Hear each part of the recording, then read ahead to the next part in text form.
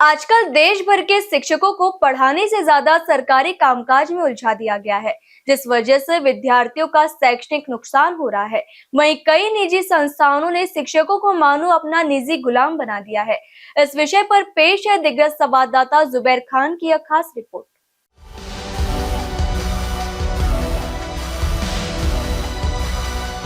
आज शिक्षकों के सामने सबसे बड़ा सवाल सिर्फ बच्चों को पढ़ाने का नहीं बल्कि पढ़ाने के लिए समय बचाने का है। सरकारी फॉर्म, सर्वे, जनगणना, चुनावी ड्यूटी, ऑनलाइन डेटा फीडिंग और दूसरी गैर शैक्षिक जिम्मेदारियों ने शिक्षकों को क्लासरूम से ज्यादा सरकारी कामकाज में उलझा दिया है।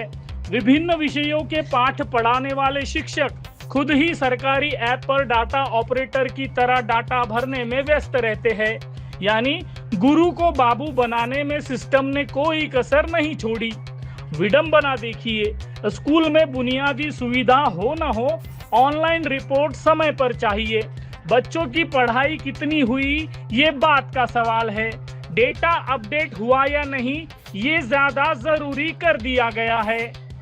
शिक्षक दिवस पर फूलों का हार पहनाकर शिक्षकों का सम्मान जरूर किया जाता है, लेकिन बाकी 364 दिन उसी शिक्षक से हर वो काम करवाने की उम्मीद की जाती है जो असल में कारकुन से करवाया जाना चाहिए। लेकिन कहानी यहीं खत्म नहीं होती। कई शिक्षकों और कर्मचारियों की शिकायत है कि पढ़ाने के अलावा उन्हें संस्था संचालकों के निजी कामों में भी लगा दिया जाता है। उनके घर में शादी हो तो मेहमानों की आवभगत, बारात आए तो चाय नाश्ते की व्यवस्था, यहाँ तक कि गाड़ियों की पार्किंग तक संभालने की जिम्मेदारी शिक्षक और कर्मचारियों को दी जाती है। सवाल है कि शिक्षक स्कूल में बच्चों को पढ़ाने आया था या संस्था संचालक के इशारों पर नाचने आया था।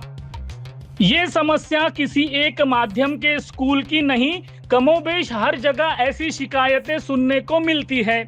और उर्दू माध्यम के कुछ निजी संस्थानों की तो हालत मत पूछिए। तौबा तौबा, अल्लाह ही रहम करे। बीते दिनों हमने एक स्थानीय निजी उर्दू साइंस जूनियर कॉलेज की खबर चलाई थी।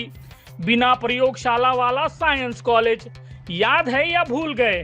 भूल गए होगे तो कोई बड़ी बात नहीं। जब संस्था चालक लैब यानी प्रयोगशाला बनाना भूल गया तो फिर आपकी और मेरी बात ही क्या है। बहरहाल संस्था संचालकों की मनमानी की शिकायतों के बीच शिक्षक आजकल शिक्षक कम और सरकार का सरकारी मैनेजर तथा संस्था का प्राइवेट मैनेजर ज्यादा बनता जा रहा है। हैरत की बात है कि कुछ शिक्षकों के मुताबिक संस्था संचालकों की नजर उनकी तनख्वाह पर भी रहती है। आरोप किया जाता है कि कहीं हर महीने वेतन से कुछ हजार रुपए लेने का दबाव संस्था संचालकों की ओर से बनाया जाता है, तो कहीं नौकरी और अप्रूवल के नाम पर आर्थिक मांग की जाती है। पक्की नौकरी की आस में कर्ज लेने या संपत्ति बेचने तक की शिकायतें सामने आती रहती है। इन तमाम आरोपों की निष्पक्ष जांच जरूरी है। और सुनने में तो एक नया ट्रेंड भी आ रहा है। संस्था चालक साहब या संस्था के चाटुकार प्रिंसिपल सर या मैडम का अगर जन्मदिन हो या उनके घर में बच्ची का नामकरण हो या कोई और समारोह हो, शिक्षकों से महंगे गिफ्ट की अपेक्षा किए जाने की हरकतें भी सामने आ रही है। महंगे कपड़े, घरेलू सामान, मोबाइल और कुछ मामलों में तो सोने और चांदी के उपहार तक उन्हें भेंट स्वरूप देने का चलन बढ़ रहा है। ऐसे स्टैंडर्ड भिखारी शायद ही किसी और देश में पाए जाते होंगे। हमारे सूत्रों के मुताबिक पड़ोस के एक शहर में तो एक पात्र शिक्षक को हटाकर संस्था संचालक के सरफिरे बेटे को प्रिंसिपल बनाए जाने का मामला बीते दिनों काफी चर्चा में था।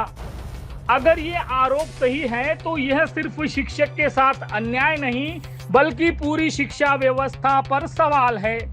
वैसे इन दिनों कॉकरोच जनता पार्टी ने स्कूल सुधार कार्यक्रम हाथ में लिया है, जो काबिले तारीफ है। लेकिन हमारा उनसे निवेदन है, स्कूलों की दीवार, फर्नीचर और सुविधाओं के साथ साथ निजी संस्थान संचालकों की मनमानी पर भी वे आवाज उठाए और शिक्षकों को उनके कथित दबाव से आजाद कराने की पहल कराए। क्योंकि स्कूल सुविधा संपन्न बन भी गए, लेकिन अंदर शिक्षक दबा कुचला ही रहा तो फिर स्कूल सुधार का क्या हासिल होगा।